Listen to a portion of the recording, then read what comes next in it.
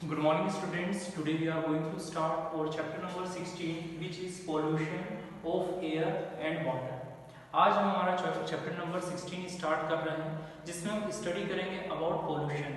Air में pollution कैसे होता है और साथ में वाटर में पोल्यूशन कैसे होता है। As we know that our atmosphere is surrounded with air.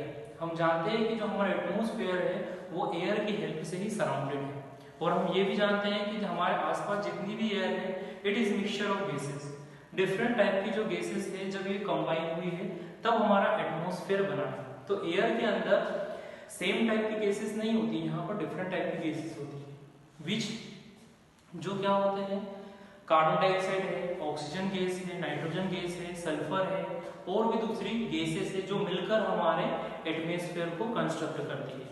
पहले हम सुनते थे जो हमारे बड़े होते थे वो कहते थे कि फ्रेश एयर होती थी, हमारा जो स्काई है वो कैसा होता था, ब्लू होता था, वो क्लीन एंड क्लियर होता था।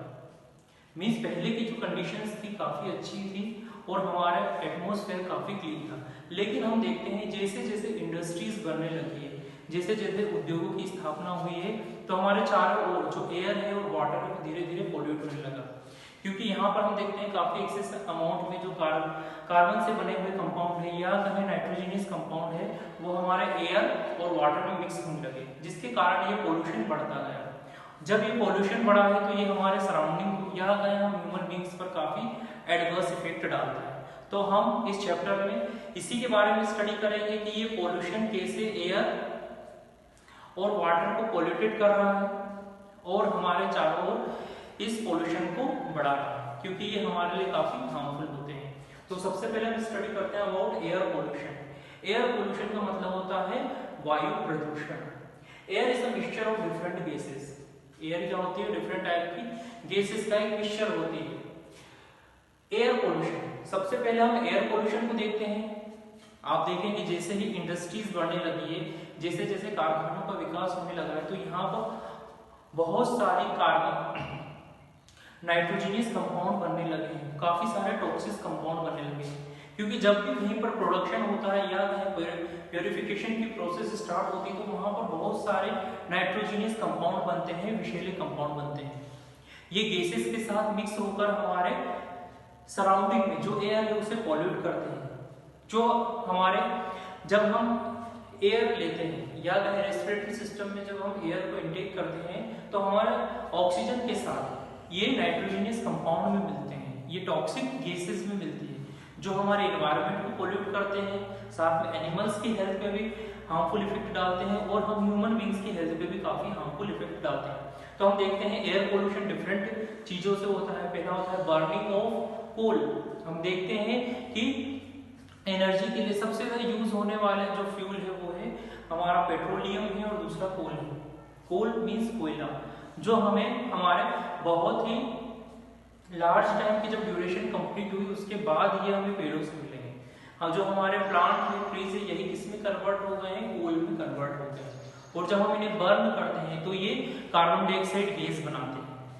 जब हमारे चारों ओर जब ऑक्सीजन की एब्सेंस होती है और तब ये बर्निंग की प्रोसेस स्टार्ट होती है तो अनबर्न कार्बन के कारण कार्बन मोनोऑक्साइड गैस बनती है जो हमारे सराउंडिंग में प्रेजेंट होने के कारण हमें काफी हार्मफुल इफेक्ट देती है। तो ये हमारा एयर पोल्यूशन हुआ कि एयर पोल्यूशन इंडस्ट्रीज के कारण भी हो रहा है, बर्निंग ऑफ कोल के कारण भी हो रहा है। जितने व्हीकल आज का दिन बढ़ने लगे हैं, इन व्हीकल के कारण भी जो कार्बन डाइऑक्साइड गैस बन रही है, कार्बन मोनोऑक्साइड गैस बन रही है, ये हमारे एयर को पोल्यूट करती है और हमारी बॉडी के ऊपर इसका हार्मफुल इफेक्ट होता है। अब हम देखिए sources of air pollution. Air pollution के सोर्सेस क्या क्या होते हैं। पहला हम देखते हैं सूट, SOOT सूट। ये होते हैं ऑक्साइड्स ऑफ नाइट्रोजन। नाइट्रोजन जब ऑक्सीजन के साथ कंबाइन होते हैं तो डिफरेंट टाइप के नाइट्रोजनियस गैस के कंपाउंड बनाते हैं जो हमारी बॉडी के लिए काफी हार्मफुल होते हैं या अगर हमारे सराउंडिंग में काफी एडवर्स इफेक्ट डालते हैं। दूसरा हम देखते हैं पार्टिकल्स ऑफ डस्ट। डस्ट के पार्टिकल आप देखेंगे कितना पोल्यूशन है जिसके कारण ये डस्ट के पार्टिकल हमारी एयर में मिक्स होते हैं। ये पार्टिकल सस्पेंडेड होते हैं जो हमारे लंग्स में जाते हैं और हमारी बॉडी में काफी एडवर्स इफेक्ट डालते हैं। दूसरा है सीमेंट। जहां पर भी सीमेंट का प्रोडक्शन होता है वहां पर कार्बन मोनोऑक्साइड गैस रिलीज होती है। आपने देखा होगा जब भी कार्बन का कंबशन पार्शियली ऑक्सीजन की प्रेजेंस में होता है तो कार्बन मोनोऑक्साइड गैस बनती है। ये काफी विषैली गैस होती है या टॉक्सिक गैस होती है, जिसके कारण हम कहते हैं एनिमल्स या कहें ह्यूमन बींग्स, इनकी लाइफ भी फिनिश हो सकती है या समाप्त हो सकती है। तो ये काफी विषैली गैस होती है। नेक्स्ट हम देखते हैं लीड। ये हमारे ओजोन पर हार्मफुल इफेक्ट डालते हैं। ओजोन लेयर, हम सभी जानते हैं कि हमारे अर्थ के चारों ओर एक प्रोटेक्टिव शील्ड है जहां पर ऑक्सीजन गैस O3 में कन्वर्ट हो जाती है, और ये लेयर ही हमारे अर्थ को चारों ओर प्रोटेक्टेड करती है। ये प्रोटेक्शन शील्ड का काम करती है। लेकिन हम देखते हैं जैसे जैसे रेफ्रिजरेंट का यूज हो रहा है, क्लोरोफ्लोरोकार्बन का यूज हम कर रहे हैं, वैसे वैसे ये हार्मफुल क्लोरोफ्लोरोकार्बन हमारे सराउंडिंग में जा रहे हैं, जिसके कारण ये हमारी ओजोन लेयर को डिप्लीटेड कर रहे हैं। ये डिफरेंट टाइप के हमने देखे हैं कि ये हमारे क्या हो रहे हैं, सोर्सेस ऑफ एयर पोल्यूशन, कि एयर का पोल्यूशन कैसे हो रहा है। ये डिफरेंट टाइप के सोर्स है जो एयर को पोल्यूट कर रहे हैं। अब हम आगे देखते हैं air pollution and their effect. Air pollution के इफेक्ट क्या क्या होते हैं। एयर पोल्यूशन से सबसे पहली गैस बनती है कार्बन मोनोऑक्साइड या कहें CO। अभी हमने स्टडी किया, जब कार्बन को हम पार्शियली ऑक्सीजन के प्रेजेंस में बर्न करेंगे तो कार्बन मोनोऑक्साइड गैस बनती है, CO गैस बनती है। अब ये कार्बन मोनोऑक्साइड गैस क्या करती है, आपने देखा होगा आपके घरों में भी जब आप बहुत ज्यादा ठंड का समय होता है तो आप थोड़ा सा कोल को बर्न करते हैं।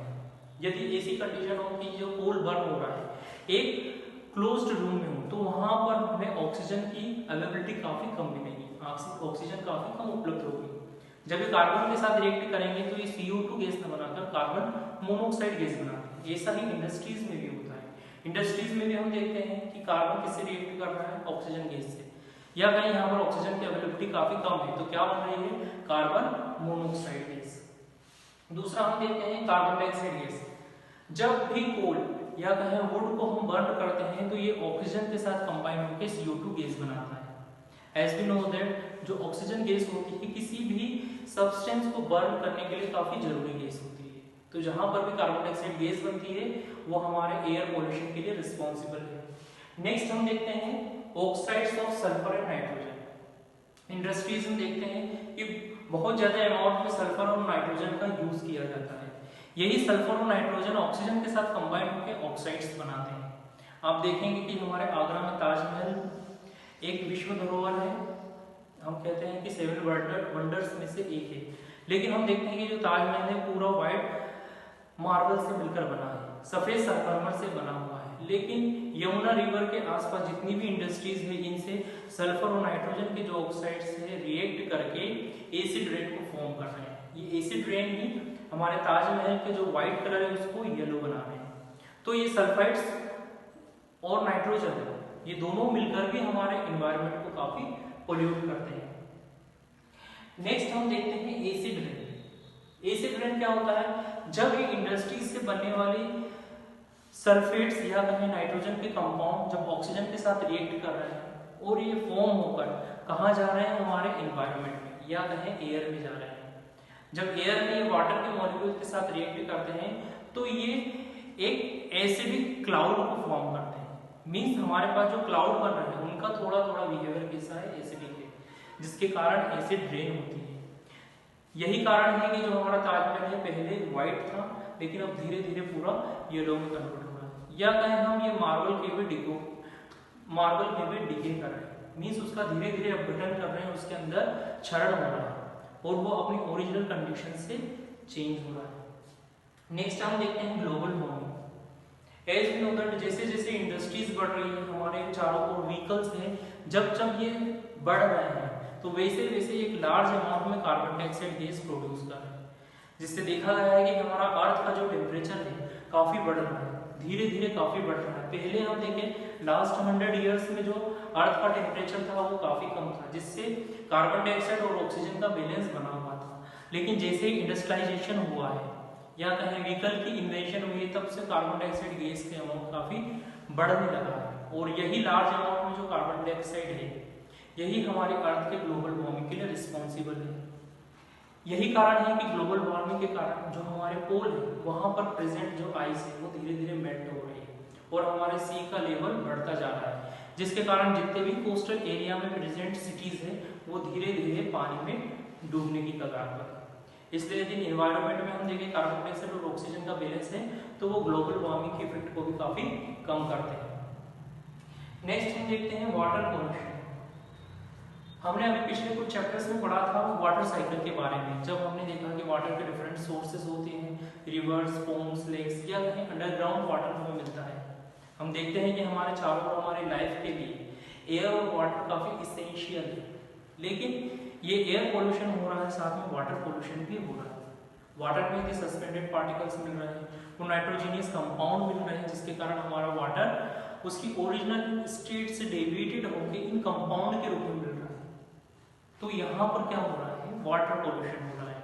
अब हम देखते हैं जो हमारा वाटर पोल्यूशन है ये हमारे इंडस्ट्रियलाइजेशन के कारण भी हो रहा है, तो ह्यूमन एक्टिविटीज के कारण भी हो रहा है। बहुत ज्यादा अमाउंट में हम वाटर का यूज करते हैं, इनमें बहुत सारे केमिकल्स मिलाते हैं, डिटर्जेंट मिलाते हैं, जो मिलकर हमारे वाटर को पोल्यूट करते हैं। और यही वाटर जब रिवर में मिलता है, पोन्ड्स में मिलता है या लेक में मिलता है, तब ये वहां पर जो वाटर के सोर्सेस है उनको भी पोल्यूट करते हैं और धीरे धीरे वाटर पोल्यूशन इंक्रीज हो रहा है। हम ह्यूमन एक्टिविटीज को कम करके या इन डर्टी वाटर को अलग से इनका डिस्पोज करके भी हम हमारे नेचुरल रिसोर्सेज को सेफ रख सकते हैं। इसमें हम देखते हैं अंडरग्राउंड वाटर काफी इंपॉर्टेंट है, क्योंकि जितना भी अंडरग्राउंड वाटर है वो काफी प्योर स्टेज में होता है और हमारे पीने योग्य है। अब हम देखते हैं कि जो हमारा वाटर है ये भी डिफरेंट कैटेगरी में कैटेगराइज्ड है। पहला देखते हैं हम पोर्टेबल वाटर। ऐसा वाटर जो हमारे पीने के लिए सुटेबल है उसे पोर्टेबल वाटर कहा जाता है। मीन्स ऐसा वाटर जिसमें जितने मिनरल्स होने चाहिए, जिस अमाउंट में वाटर का कंपोजिशन होना चाहिए, यदि वो उसके परफेक्ट मैनर में है तो ऐसे वाटर को हम पोर्टेबल वाटर कहते हैं और वो ड्रिंक करने के लिए काफी यूजफुल होता है। तो हमने आज देखा वाटर पोल्यूशन के बारे में देखा, और वाटर पोल्यूशन को रोकने के लिए हम डिफरेंट मेथड्स अप्लाई कर सकते हैं। पहला हम देखते हैं रेन वाटर हार्वेस्टिंग। आप देखते हैं कि रेन हमारे लिए वाटर का मेन सोर्स है। रेन से जो हमें वाटर मिलता है ये इसके प्योरेस्ट फॉर्म में होता है।